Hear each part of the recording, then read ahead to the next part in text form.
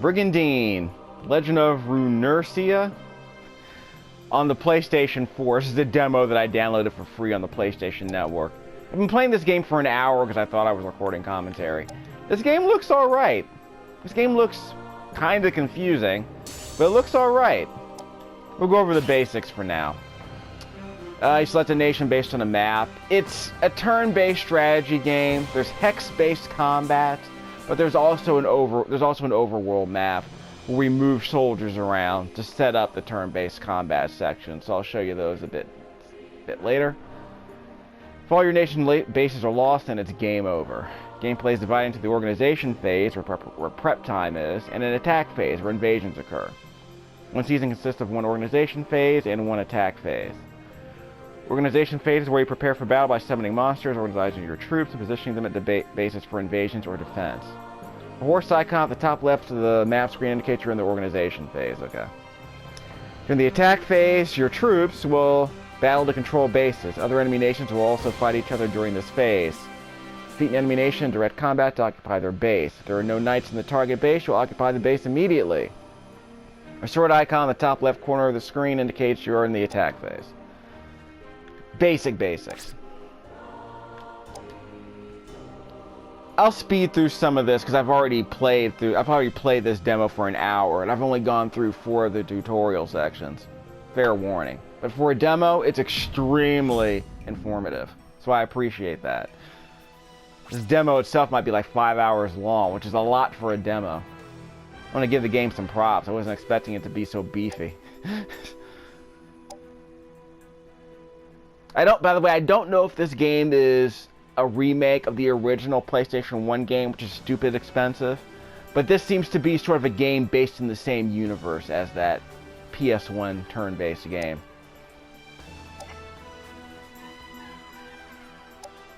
Let's try it out. Because I've been told this game was pretty hardcore. That's one of 6 stations to play as you can fire Runersia. If you invade an enemy's base, the battle begins on the battle map. Win this battle, and your nation will occupy that base. Battles are at the heart of the game. First, you have to position troops adjacent to the enemy base in order to evade. So we're going to move all these troops over here. When a cursor is on a base, that base's information is displayed on the bottom left-hand corner of the screen. Pay close attention to the number of rune knights and monsters stationed there. The helmet represents 2 commanders. The 5 represents the number of monsters in our party. Yep. 2 rune knights and 5 monsters. Total combat power is the sword and staff. That says 7752. We'll deal with that in a second. Open the base menu. Move. Okay, so we're going to see all the troops that are here. Combat power. The troop CP is listed above each character's profile. 3927 for Rubino, 3825 for Scheizler.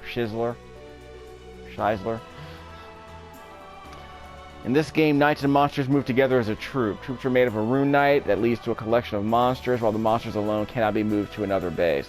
Fine. This time we're moving Rubino, the nation's leader, and one of its foremost knights, Scheizler. Press L1 to move all troops, or select more than one troop with the R1 button. For now, we're going to select each of them individually by pressing R1. That's the extra form of selection. Okay, troops will be moved as shown above. Let's use the Russian button. Okay. Move them out. Let's make sure the order's been given correctly. Circle. So move the cursor over here. They've not started moving yet, but when a destination is active, an arrow will point from the current location to it, with information available for you to check. As long as there is a pathway to your bases leading to the destination, your troops will reach their destination base by the next phase, no matter how distant. So, as long as there's... what is that? Yeah, so as long as we can get there, we'll be there by the end of the turn. That's fine. As long as we're not blocked. It's touchpad and organization. Okay. touch. Ready to go. I want to say yet no one was able to confirm if this is the same game as the original Brigandine, so I have to look at a Let's Play to see if that's what's going on.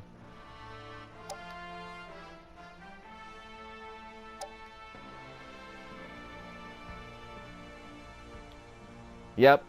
It says here Rubino and Scheisler's icons are on the bottom right of the screen when they're actually on the bottom left. See where that arrow is?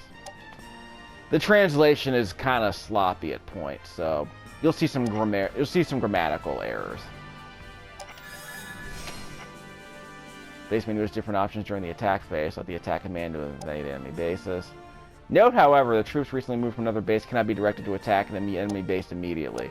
So since we've already moved, the game won't let us attack and move in the exact same turn. See? Darkened. So we'll return to the main map. A lot of hand-holding here, and I kind of appreciate it. Good thing the game doesn't come with a manual, so I'm glad they included this crap.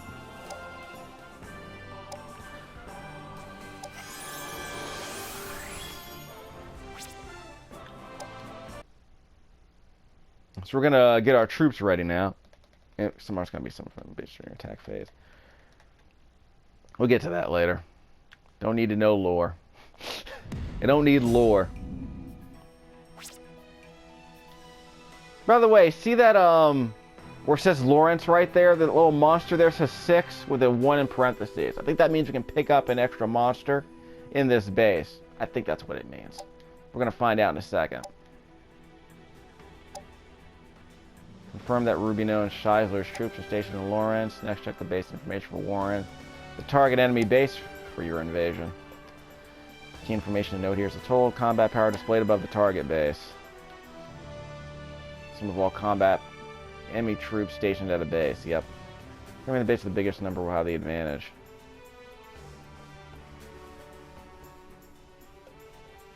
Oh, okay, so 6335 is for Warren. 7752 is the total combat power for us. See? We're higher. Let's increase this number to ensure victory. Or at least make it more likely. You still need actual strategy. It's time to organize your monsters. Select the troop command from the base menu.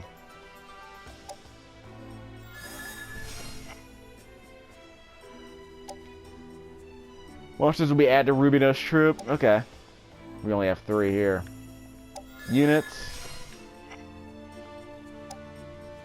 Take the unicorn from the standby menu and add to the troop. But first, let's take a close look at 2 important parts of troop organization. Magic pool and magic cost.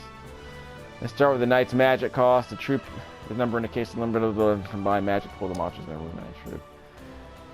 Each knight's magic pool is different and increases with their level. Up to 6 monsters can be placed in a troop as long as their combined magic cost does not exceed the total magic pool. So we have 155. We have a total of 255, but we're only using 155 of it.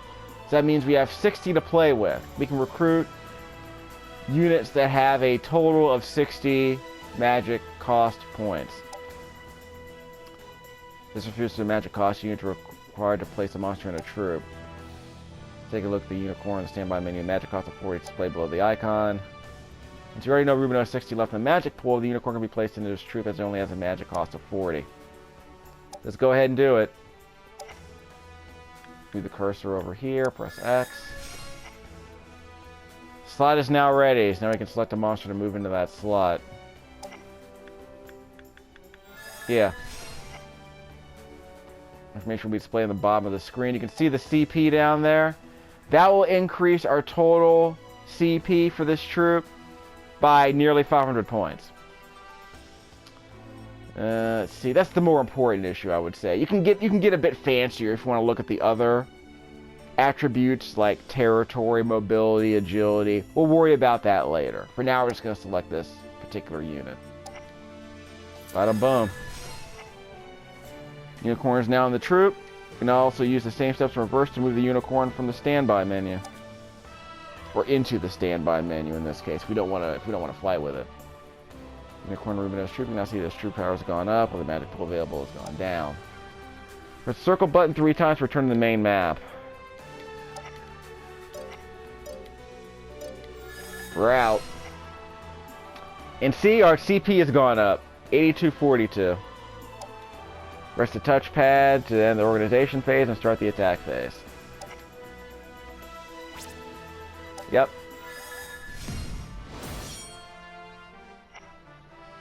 Let's do this thing. Let's give Rubino Scheisler's troop the orders to attack the enemy base of 1. Remember, you can only attack an enemy base that's adjacent to one of your own bases. That's fine. Put the app cursor over Lawrence to press the X button to bring up the base menu. So that's over. Whip. X. Select attack from the base menu. You're going to select each one. Select the first one with R1. Select the second one with R1. So again, you can press L1 to select all the troops, but we're selecting them individually with the R1 button, and that's fine.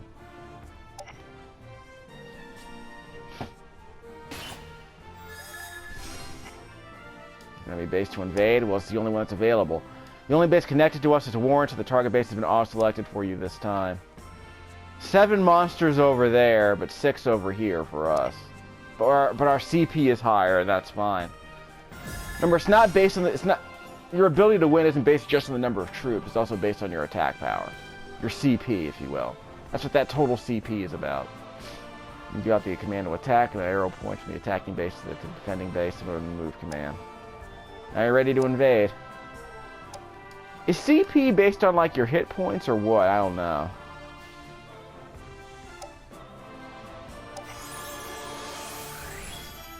Ready to go? Alright, let's do this fight. It's going to be a 1-hour video probably.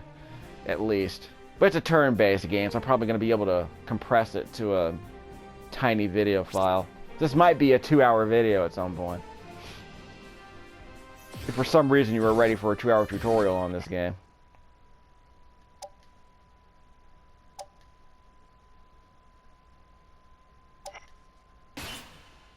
Generally speaking, you win a battle by driving away all enemy troops or defeating the ruler. Knights will retreat if they're wounded. Retreat wounded if their HP is reduced to 0, but monsters with no HP are destroyed. When a knight retreats, all monsters in their troop retreat as well. When a ruler retreats, all of the knights of that nation will also retreat and the battle ends. Okay. All battles are turn-based. A turn ends when all the troops on both sides have finished their actions. Knights with a higher level will act first. So A tier, then B tier, then C tier. The knight's face icons on the right mark the action sequence. Invaders have a sword icon. Defenders have a shield. We're the invaders. Monster troop is marked with A, B, or C. Higher level knights act first. There may be changes to the action sequence at the start of a turn if a knight gains a level during combat. Okay, fine. A tier goes first. That's Scheisler. Scheisler. Let's see. The HP knight of the bar. Or the knight of monsters will be highlighted in white. That's obvious. The knight of a troop will have their HP bar adorned with a crown because they're the leader. Yes, so there's your leader. You can barely see that. That's how you know they're the leader. HP of the troop leader drops to 0. All monsters in that troop will retreat. So let's try moving Scheisler. We don't have a choice here. We have to move each character to the space where the game tells us to. So they can do that. Enemy troops are still far away, so we're going to stand by. We're going to stand down and stand by. Move the monsters and Scheisler's troop to the spaces near him.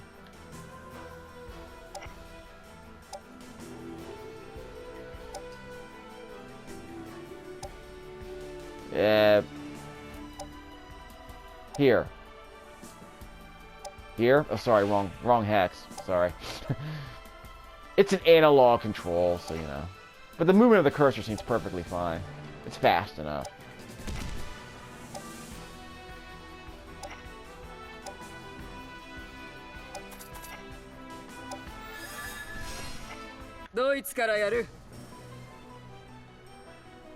Enemy troop action. Current action sequence of all the troops can be viewed on the right side of the screen. Yes, so now the enemy's A team will go. They're the defenders, of course.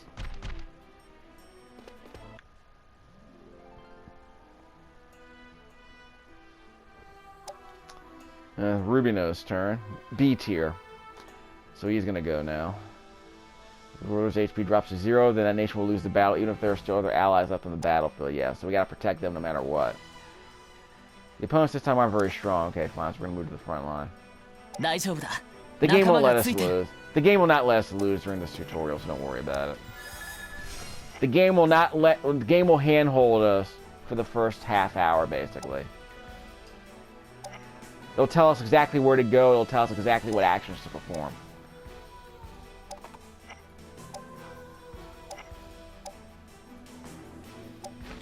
And I appreciate that.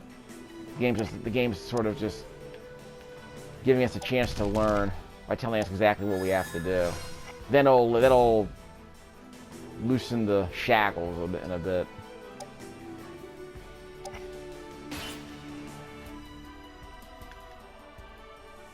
Let's see. Command range. Yeah, the area in which a Rune Knight leader is able to use their mana to give orders to the monsters and their troops.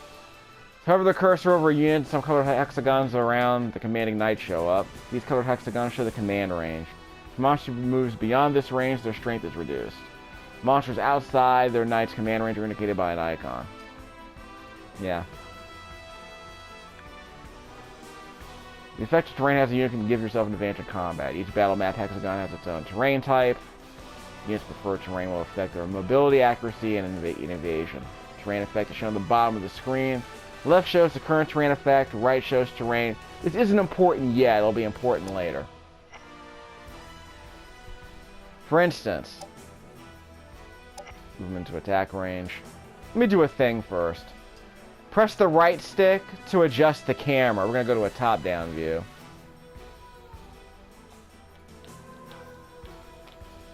And most common size, so he prefers plains. That's preferred terrain. He prefers to be out in the open, flat terrain. He suffers a penalty to evasion and accuracy on other terrain. Always check the terrain when moving your units.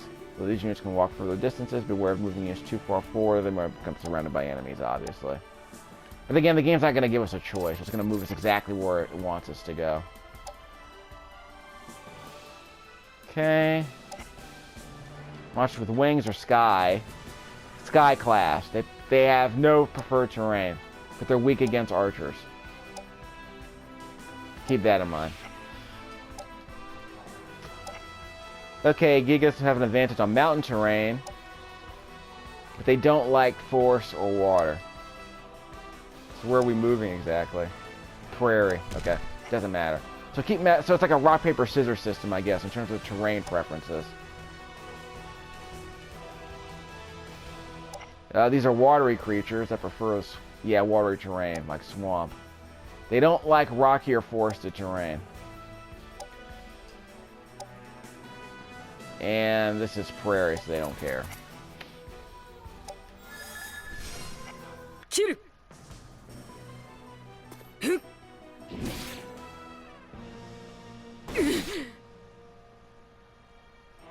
Works for me.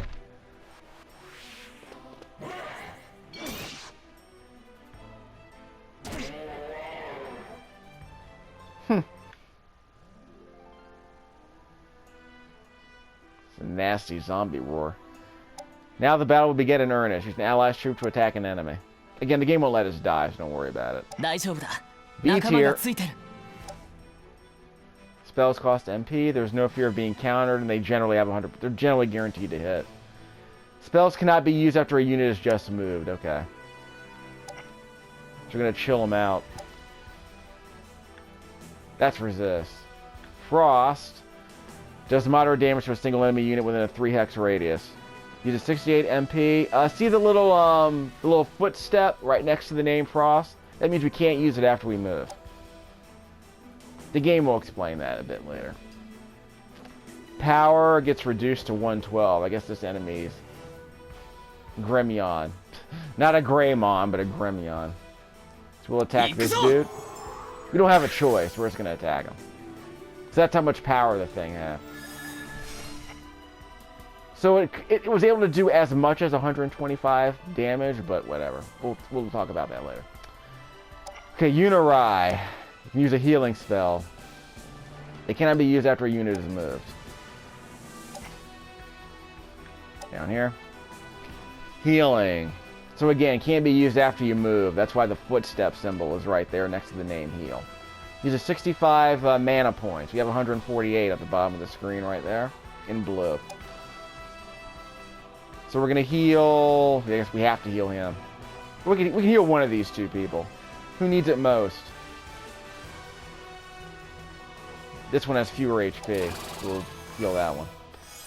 We're not going to complicate things. Heal cast. Yeah, now we're going to do a melee attack.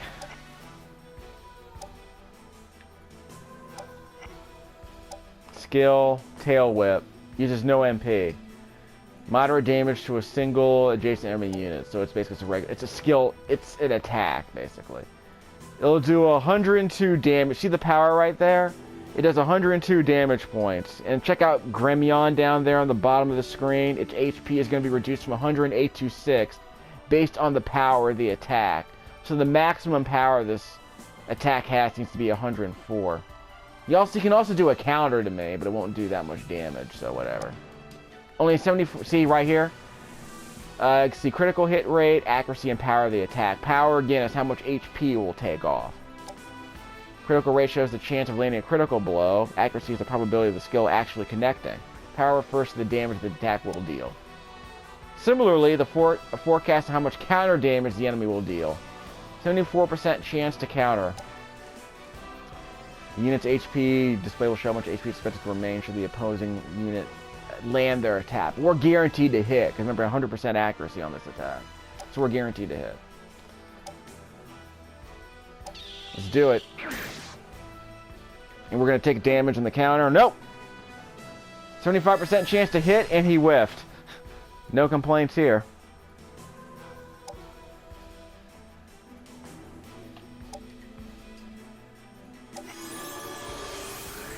So we'll go to a real fight in just a second.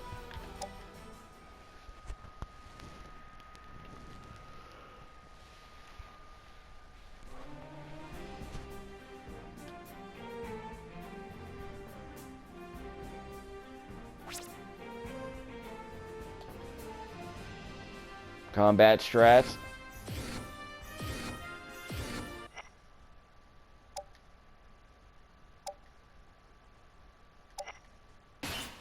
This is where the meat of the stuff, this is where the meat of the fighting is. So we're going to go through a lot, so strap in. Let's see. Select skills or spells. See a list of skills or spells the unit can use. This will use show information such as range, power, and elements. Yeah, how much damage it'll do, basically. That's the power. Elements, yeah, what, like holy versus earth versus water, I guess. Skills or spells that cannot be used if removing or designated by the footprint icon, like I mentioned before. Let's see. Power of a skill or spell depends on the unit and target's elements. Range of a skill or spell. Accuracy against the ground or flying units. Oh, okay. So up or down means ineffective, effective. Okay. So up means effective. Down means ineffective against that particular kind of unit. Star means guaranteed hits. That's the part I skipped when I wasn't doing commentary last time. Counterattack. Use this spell. Enemy will counter. Enemy won't counter. So up means it will counter. X means it enemy won't counter. That's a lot of information to have on a tab. That's actually kind of useful. Okay. That's actually extremely useful.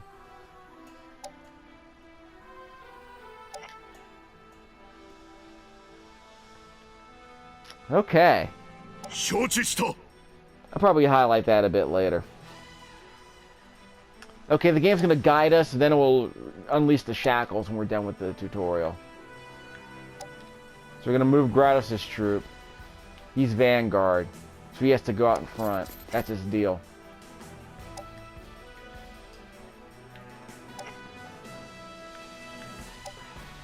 Yeah, the game will tell us where to go.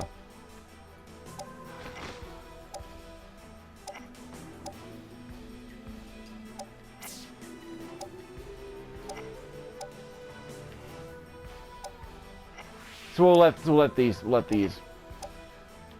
Well, again, the game's hand-holding for this part. It's gonna explain a bunch of strategies once we get lined up.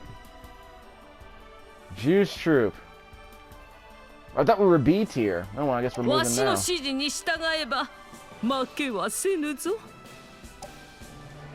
That's the same, so she's a ranged healer. So she's rear guard. Oh, she's also have rear guard and vanguard rolls. Like, okay. Best troop is one that's well balanced and thus ready for anything.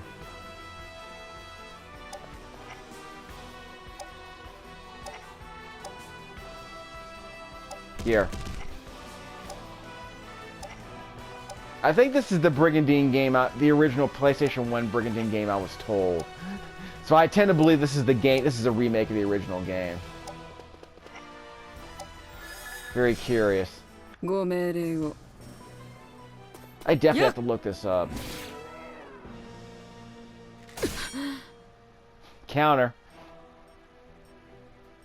These archers can counter in this game.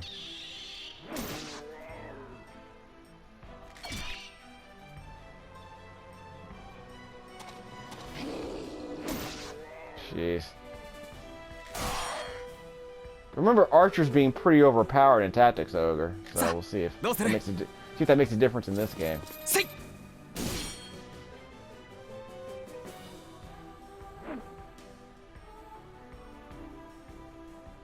I whiffed and I got 10 experience points for that. Oh well, no complaints, I guess.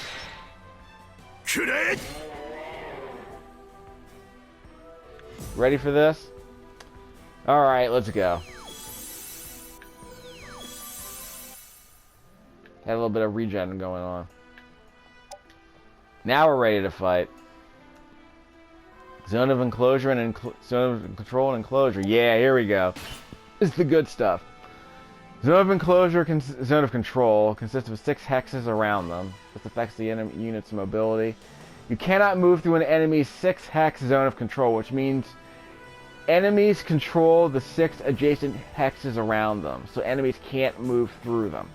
So you can kind of set up a pincer, set up funnels to keep enemies from getting around you.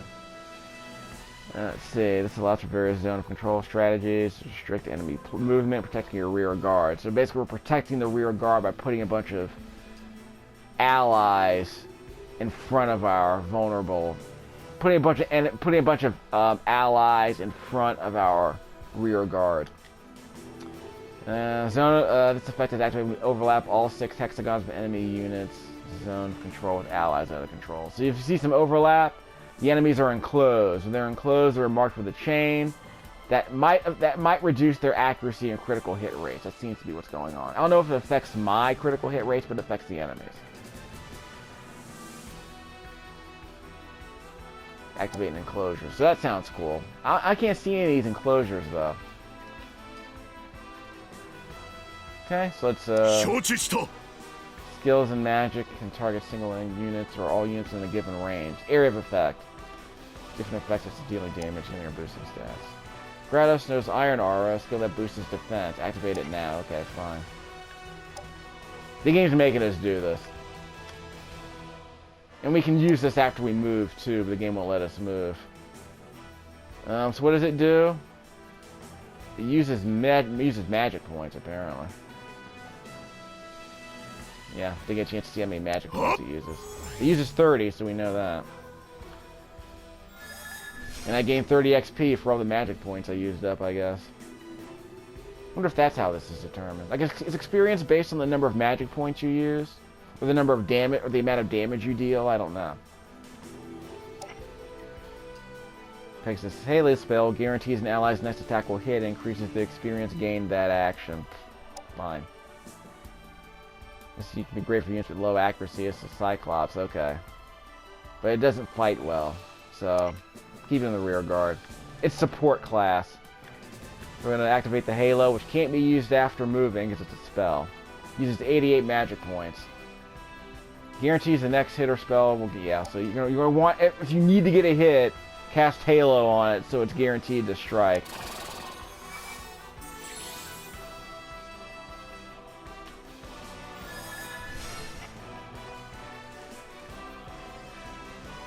Okay, so now we got this. Ranged attacks hit several enemies at once. Yep. Hit enemies in a straight line or damage everything in a 1 hex radius. They can't be countered, and they'll also attack allies as well. So let's move them into place. This is not a magic spell. It's a skill, so it won't use any magic points. Well, this particular one won't. Never mind. Oh, we can use this after moving. Okay, fine. Well, it's a skill, not magic. I guess that's what they mean. It uses magic points, though. This will do 113 damage to these enemies. And we don't want to attack our allies. We're going to have to attack these guys. Wait. Yeah, we don't have a choice. Okay. So we're going to attack only the enemies here. 3 in a row. Gained 116 experience for that. Okay, let's see. Magic's the most effective way to target multiple foes. So we can't use this after moving. Most magic attacks are guaranteed to hit. Some units effective, etc. and so forth. So we're going to use Holy Word. So we should have a wide range on this attack. Holy Word will attack. It will do minor damage to all enemies in a radius. It's an area of effect skill. Or area of effect spell, excuse me. Does ultimate damage to zombie monsters. There is a zombie on the field. Again, we can't use this after the character moves. That's what the footprints mean.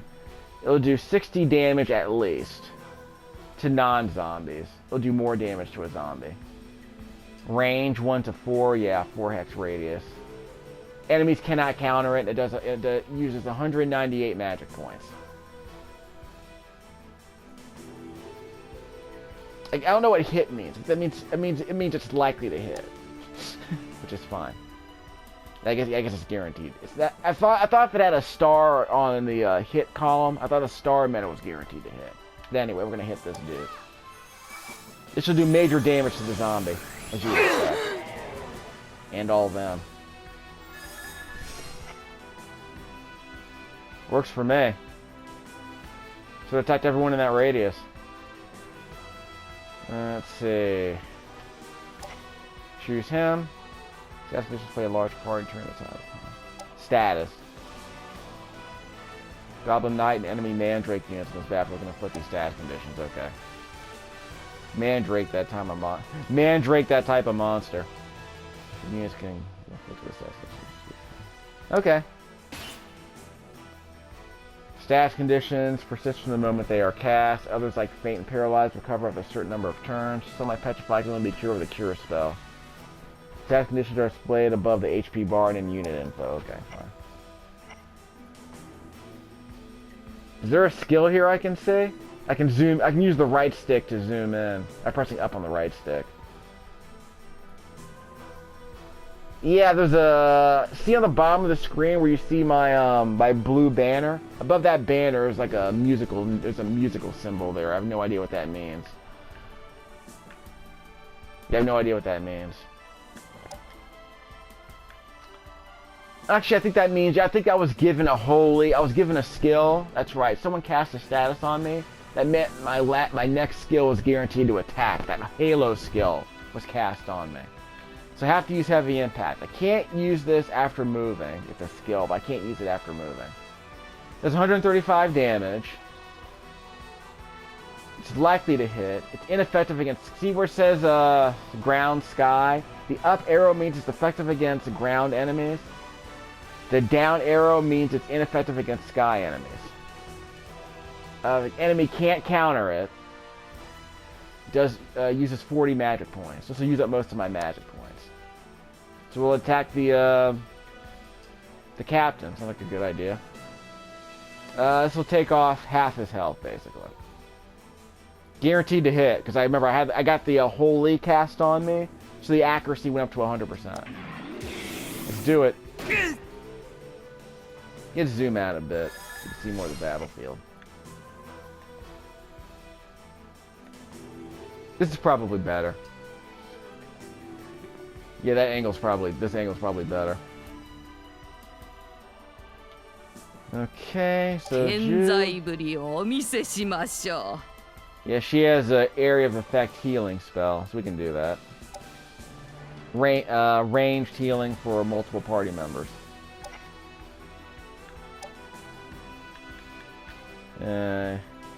Heals allies only, I guess. 2 hex radius. Does 140, uses 147 magic points. It heals 120 HP, I guess. Or it heals more than that, apparently. We don't have a choice. We can't move, so it'll heal everyone within this radius. 161, yeah, 161 healing points. But only got 147 experience points, so I guess the experience isn't based on how many hit points I healed. That's fine. But it was boosted for some reason, I don't know why. Because the base level, the base power level was 147, but we healed 161 points. Don't know why. Okay, so attack with Holy Breath. Can't use it after moving. Deals minor damage to all units, allies, and enemies. Never misses. So see in this row right here. Does 90 damage to everyone. Range 1 to 4. Does damage to everyone in a 4 hex line. The star where it says ground and sky means it's guaranteed to hit enemies on the ground and in the air. Enemies will not counter. That's why that little counter column has an X in it. And it will use 75 magic points. So we'll use up half of my magic points. Which means we'll use up most of my magic points. But we're going to take out this commander.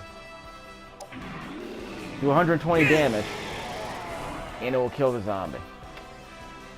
Drag F gains 470 experience points. Centaur can move and attack on the same turn. They're archers. They're hard to counter, however, depending on the unit you target, they may counter with a ranged attack of their own, yeah. Centaur and Goblin Knight and your troop can use ranged attacks. Distance yourself, then attack. Okay, that's fine. So we'll move first over here, as the game wants us to. The game's forcing us to. Killer Shot is not guaranteed to hit. It can be countered if you target an enemy with a ranged attack. If you target an enemy with a ranged counter attack, it will do some damage. See on the top right hand corner of the screen, those red, green, and blue balls? I have no idea what those are about. Oh, those are the elements, I guess. So I guess green elements are strong against blue elements, which are strong against red, which are strong against green. So I guess that's what those balls mean on the top right hand corner of the screen. We don't have to worry about that just yet. But you can see the element column right there is green, so I guess that's the strength of this Killer Shot's element. So who are we attacking? This is a non-elemental. We're gonna attack the commander, right? That's us. There's only one commander for them, right? No, they got two. Who's the B commander? You? I got a green, so I can attack this guy right here. He does not have a counter. So who do you want to attack? Who's the leader, by the way? I think he's the leader. Yeah, we're gonna kill him. Let's wipe him out. He's almost dead. Did 100 HP? Yeah, 100 attack points on him. Okay, no reason to complicate things. Okay, a Goblin Knight has a chance of inflicting paralysis on top of dealing damage. I whiffed on this attack last time, by the way, but I wasn't recording commentary. Can't be used after moving. The Spirit Wave can't be used after moving. Deals moderate damage to a single enemy that's within 3 units. That's within 3 hexes. Enemy can counter. It's a free attack. 83% chance to hit. This will kill him if it hits. Okay, guaranteed, perfect. Because I whiffed on that last time I played. And one of the enemies failed to escape, so she'll be joining us. Yeah. If we win this fight, anyway. That was a lame attack, dude. Uh-oh. Haha! Yeah, not very strong. Ow. That wasn't too bad, though. Got my counter, though. Fainted. Uh-oh, here we go. Okay, we're not dead, we're not dead.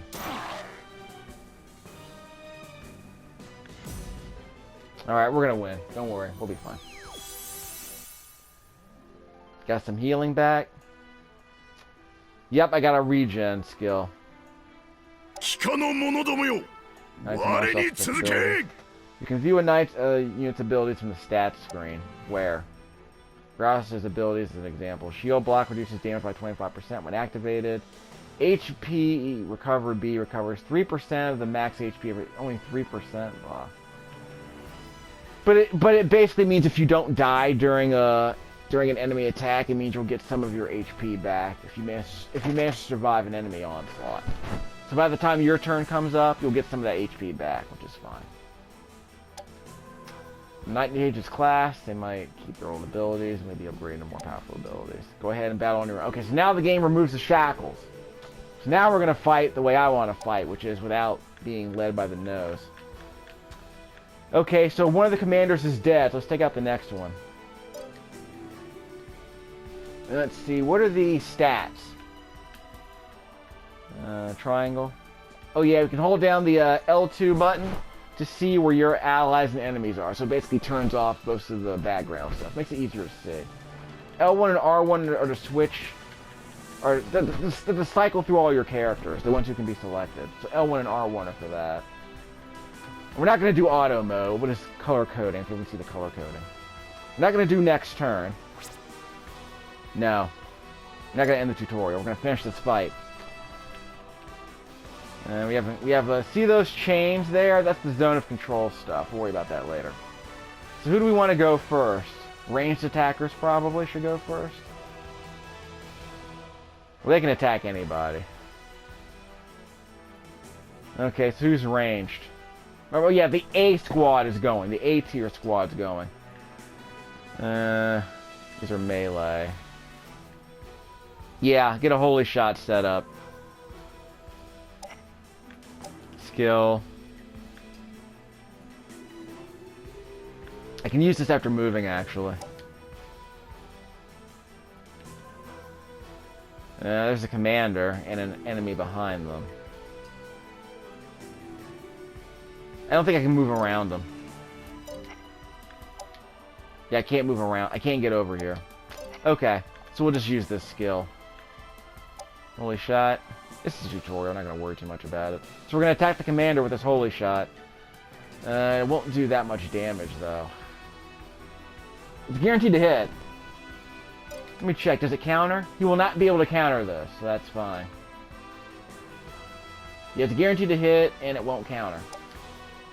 Let's just do this quick attack, it'll be fine. We'll whittle him down. You gotta get, we want to get the commander out of the way, so let's do it. So one more enemy's dead.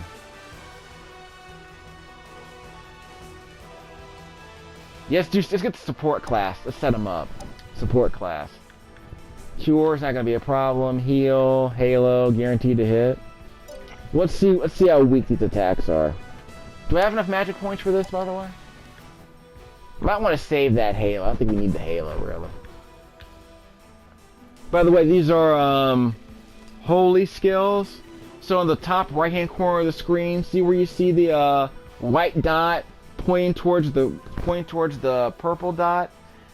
I guess that means it's weak against that attack, or strong against that attack. I don't know.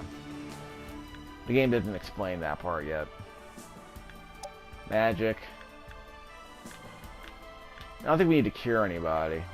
We need to heal anybody? Yeah, heal her. That'll be fine. We're gonna win anyway, it's not gonna be a problem. Gain 65 HP, even though I did 188 healing points.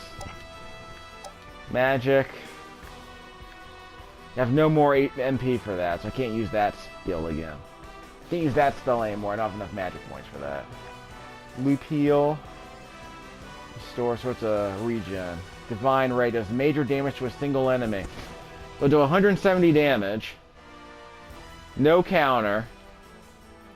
It's a ranged attack, and it uses 112 magic points. I'll use up nearly all my magic points trying to kill this guy.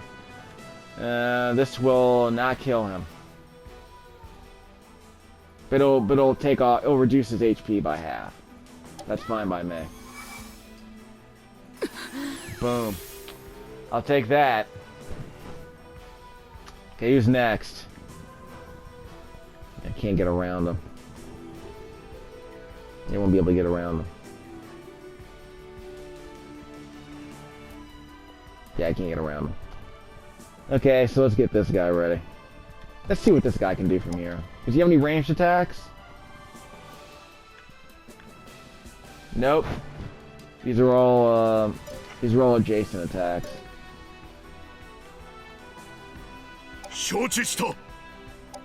Skill.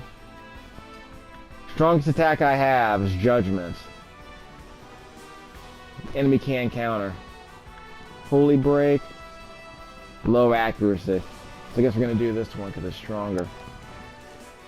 This will kill him. It will land and it will kill him. So we're done. So you do that. Critical hit. Ruler is dead. All the enemies are dead. And enemy failed to escape. So it looks like 2 enemies failed to escape. So they will be joining us, it looks like. Now occupy this base and make it your own. Your strengthened knights and monsters are sure to put up even more for fighting the next battle. Defeating a knight so that monster troops are forced to retreat, as you just saw. But a couple of them couldn't retreat, as you see right here. All units left standing on the battlefield will gain XP. There are enemy monsters on the map that didn't manage to flee, like you just saw. You can capture them and add them to your own troops. Good work completing. We'll do that later. Now.